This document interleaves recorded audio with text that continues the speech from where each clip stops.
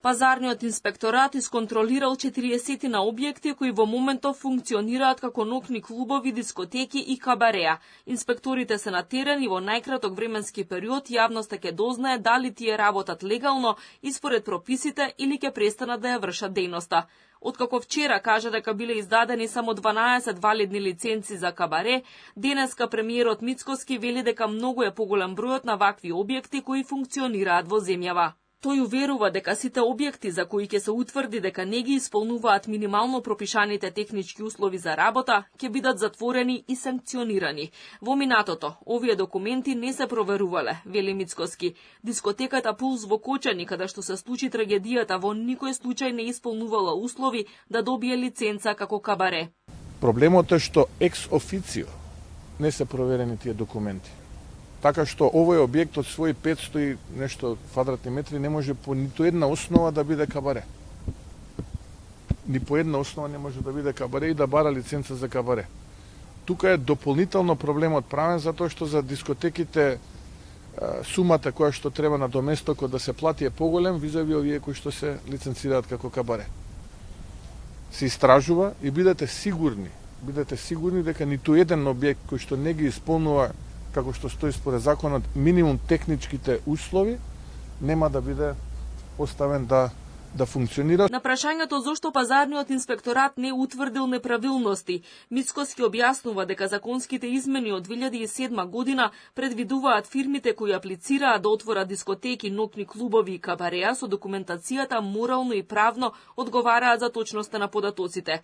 Инспекторите законски имаат обврска да излезат на терен по поднесена пријава. Мицкоски вели дека ќе се бараат измени во Законот за угостителска дејност, но и во други закони, за да има чести контроли и да се спречи функционирање на вакви небезбедни објекти во иднина. До 2007 година, до измените до 2007 година, пазарниот инспекторат е тој како институција која што утврдува дали се исполнети минимум техничките услови. Со измените, правното лице доставува со изјава под полна материјална и кривична одговорност дека се исполнети минималните технички услови. Нема обврска. Некогаш ќе го повреди? Не, токму тоа ви кажам се, такви се измените се, како да ви кажам. Тоа се измените. Тие се измените.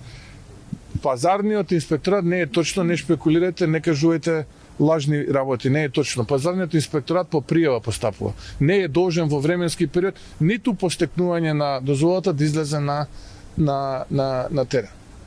Минимално пропишаните технички услови за да се добие лиценца се санитарно-здравствени услови, услови за заштита при работа, заштита и унапредување на животната средина, противпожарна заштита и заштита од бучава.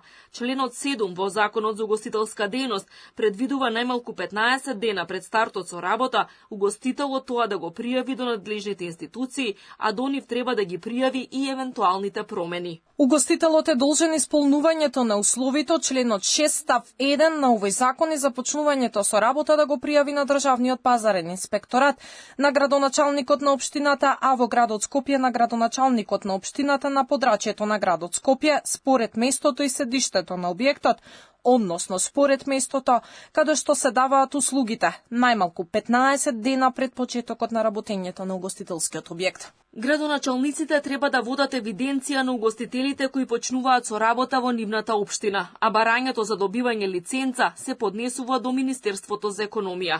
Министерот за внатрешни работи Панче Тошковски информираше дека објектот во кој се случи несреќата бил регистриран за лесна индустрија и така работел 15 години. По поднесена пријава, импровизираната дискотека Пулс било исконтролирана од пазарните инспектори во 2022 година, откако предходната година собствениците обезбедиле соодветна лиценца издадена по легален пат. Објектот втор пат добил лиценца за работа во 2023 година, а фалсификат лиценца било направена во 2024 година. Во реалноста, Пулс била најпопуларна дискотека за забава на младите во Кочани и околината повеќе од една деценија.